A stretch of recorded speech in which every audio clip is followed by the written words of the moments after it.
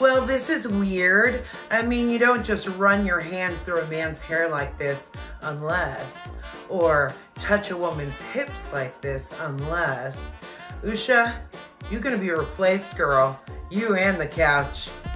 I mean, JD is already setting it up that you haven't converted to Christianity, so, the signs of divorce are there.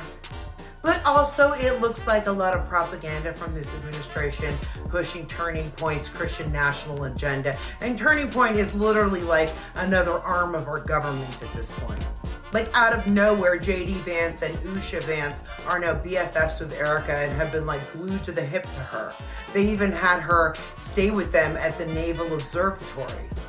And JD Vance, besides being our VP, is literally a podcast bro with Turning Point and clearly doing events with Erika.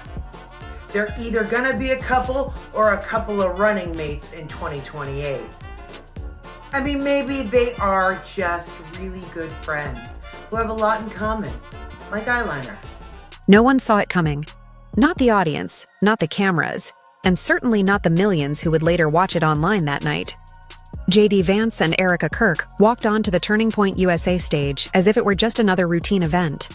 But what unfolded next changed everything. The hug that followed wasn't a simple greeting. It was loaded with tension, emotion, and something far too intimate to dismiss as merely friendly. Within moments, Twitter, TikTok, and every political gossip channel exploded. Clips replayed in slow motion, body language experts analyzed every frame, and fans were convinced they had just witnessed confirmation of the rumors that had been circulating for months. And here's where it gets even more intriguing.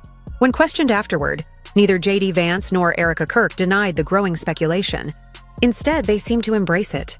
Their faint smiles, the careful wording of their responses, and that strange combination of poise and quiet confidence all seemed to say, yes, we know what you're thinking, and maybe you're not wrong. But what exactly did they confirm? Why did this single moment send shockwaves through the political landscape? And what hidden connection ties these two so closely together? Let's just say this wasn't the first hint. It was simply the first time they stopped pretending otherwise. No one will ever replace my husband.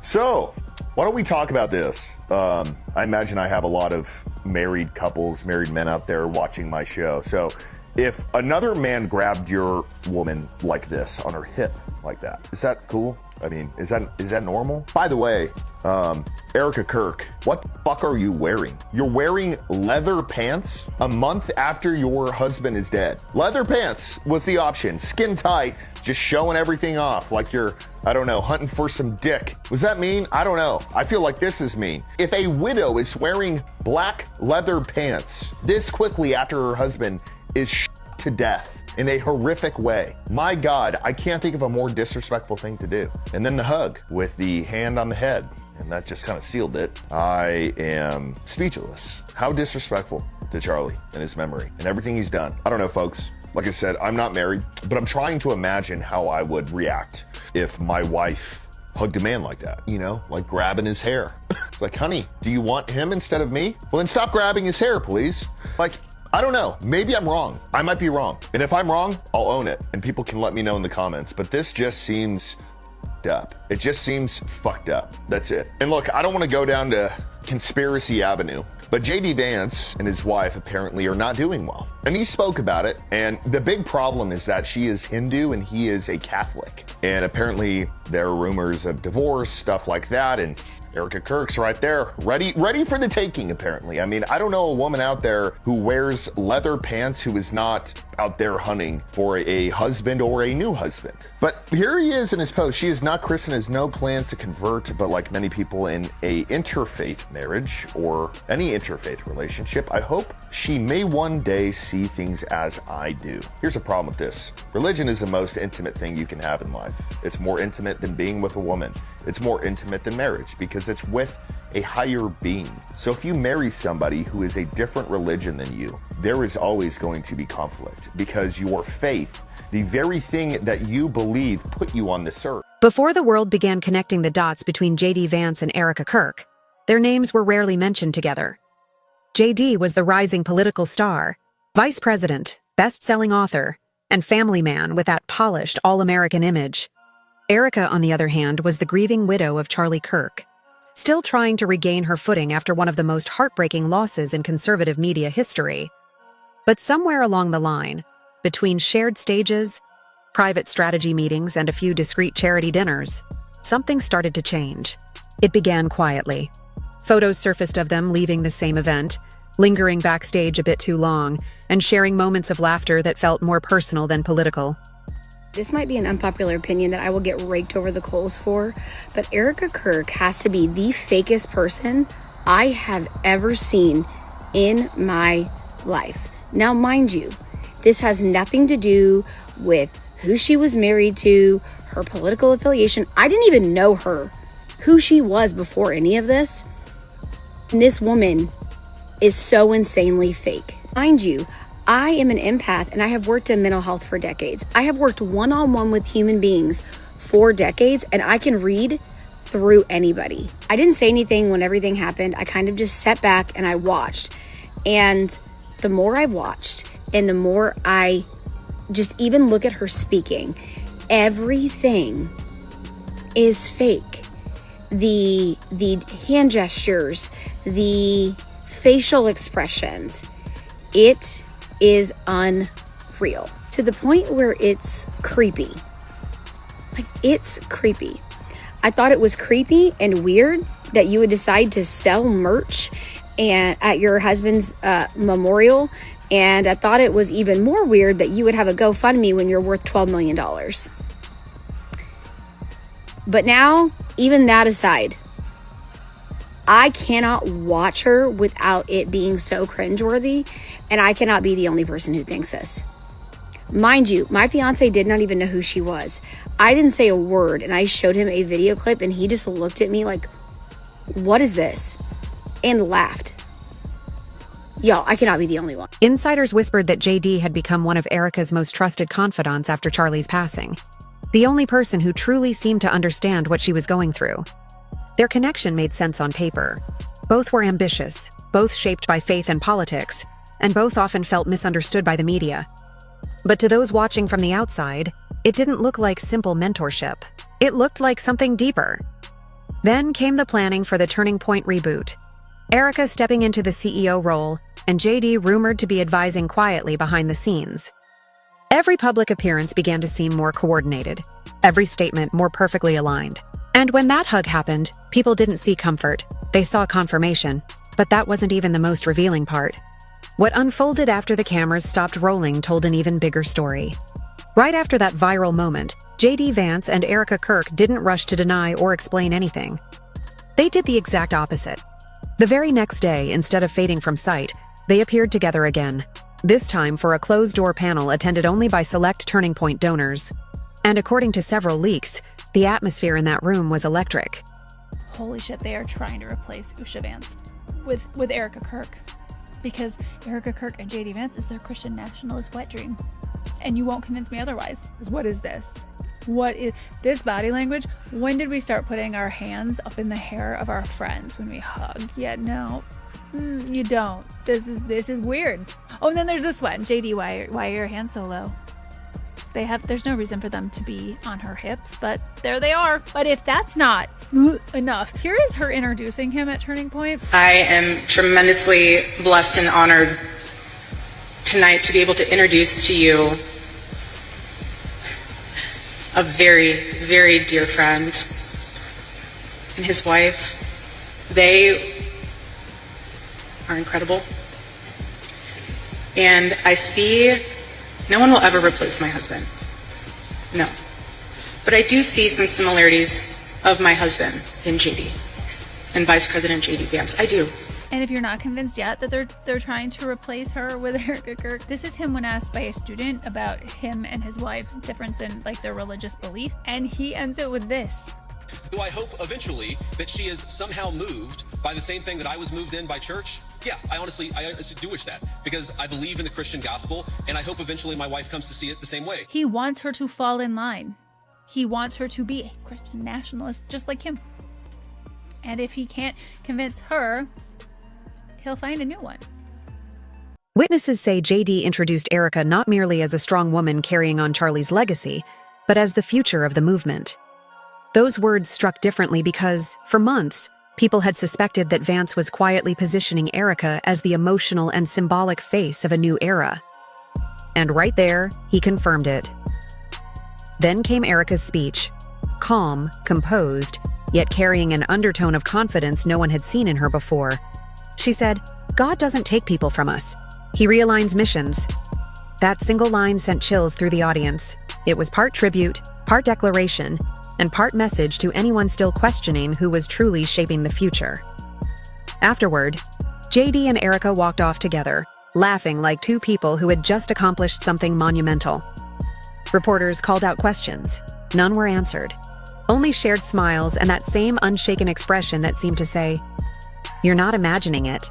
But if that moment appeared bold, what followed completely changed the narrative, because soon, even their allies began to turn on them. At first, the conservative world rallied around them. Erika was viewed as the courageous widow stepping into her husband's role, and JD Vance was seen as the loyal vice president lending strength and credibility to the mission.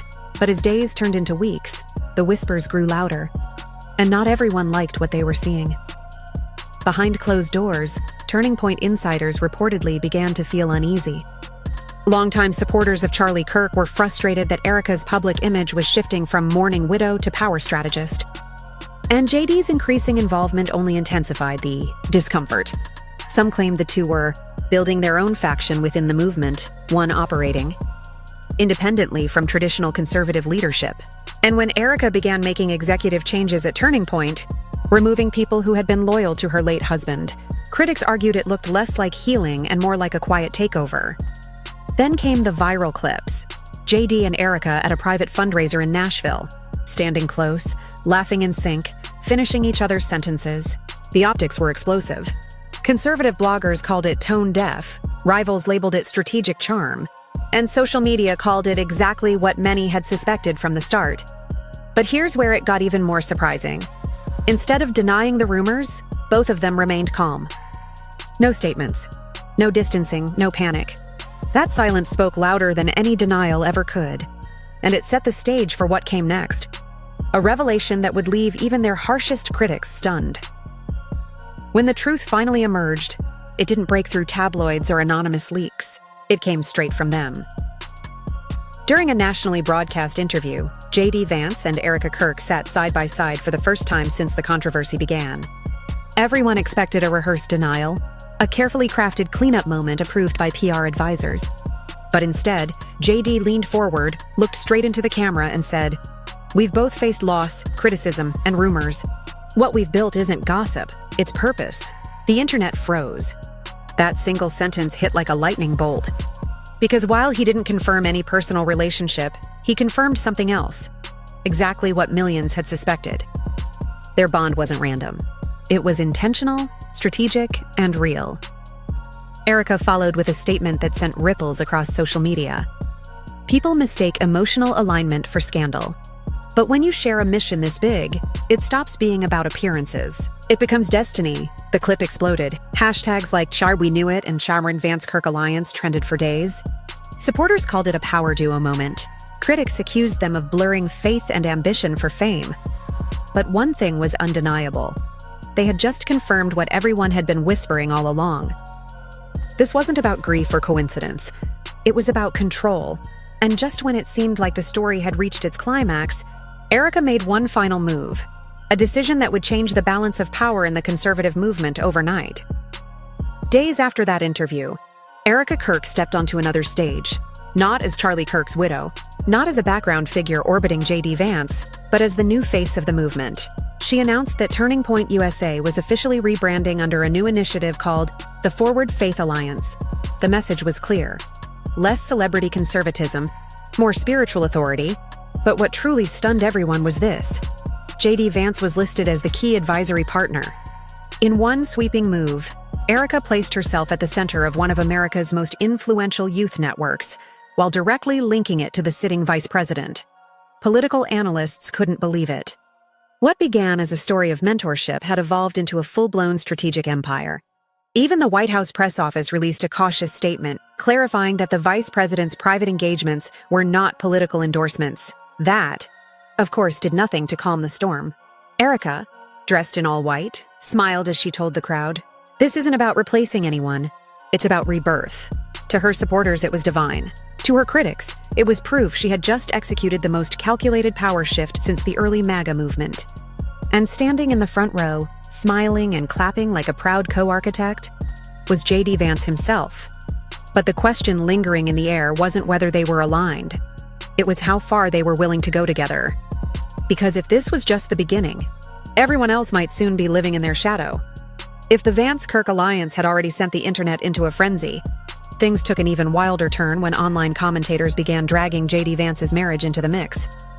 For months, social media threads and podcasts had whispered about a supposed faith divide within the vice president's home. And suddenly, Erika Kirk's name was right at the center of it. Some claimed J.D.'s renewed push for public prayer, faith-driven speeches, and Christian revival themes had stirred quiet tension with his wife, Usha, who has always been open about her Hindu background. No one close to the family confirmed any of it, but that didn't stop the internet from connecting the dots. Viral posts accused Erika of inspiring J.D.'s spiritual assertiveness, portraying her as a hidden influence, someone encouraging him to lead with faith not just in politics, but at home. Before long, the rumor mill twisted that into a full-blown story suggesting J.D. wanted his family united under one belief, while Usha quietly resisted outside pressure. None of it came from credible sources. Still, it spread like wildfire across Reddit and YouTube commentary channels. The storyline was irresistible. The devout political leader, the grieving faith figure, and the quiet divide between tradition and conviction. Commentators quickly split into camps. Supporters framed J.D. as a man rediscovering spiritual conviction in a divided world. Critics accused him of allowing ideology to bleed into his private life, and through it all, Usha remained silent. Her calm, poised appearances at official events only fueled more speculation. When she attended a women-in-law summit and subtly mentioned finding the strength to stay grounded while storms swirl, the clip went viral instantly. Meanwhile, Erika's Instagram captions, filled with verses about obedience, faith, and divine alignment, were dissected like coded messages. Was she sending quiet support? Was she hinting at something deeper? No one knew, but everyone had an opinion. By the end of the week, the conversation had shifted from politics to something far more personal: the collision of faith, power, and public image. What began as gossip about a hug had transformed into a national debate about belief, identity, and the fine line between devotion and control. At the center of that storm stood J.D. Vance and Erika Kirk, two figures whose chemistry, conviction, and controversy had become impossible to separate from the faith conversation itself. No matter how anyone viewed it, the J.D. Vance Erika Kirk saga had grown beyond politics, beyond Turning Point USA, and perhaps even beyond their own intentions. What started as a single-stage moment had become a full-scale cultural obsession, complete with rumors, alliances, faith debates, and more speculation than Washington had seen in years. In just a few weeks, Erika had gone from a grieving widow to one of the most talked-about power players in modern conservatism. J.D. Vance, once praised for his intellect and family man image, had suddenly become the face of a cultural storm intertwining faith, ambition, and influence, and through every appearance, every silence, every shared look between them, the questions only grew louder. Was this a story of faith and friendship, or a carefully crafted partnership reshaping the movement itself? One thing was certain: the internet wasn't done watching. Every public sighting was analyzed like an episode of a political drama. Every quote became a clue. Every move pulled them deeper into both the spotlight and controversy. Whether this ends as a story of redemption, a cautionary tale, or the rise of a new political dynasty, no one can say for sure. But one truth remains: they've revealed something undeniable. Power today isn't just about titles. It's about narrative, belief, and the people bold enough to shape both. And right now, J.D. Vance and Erika Kirk aren't just part of that story. They are the story.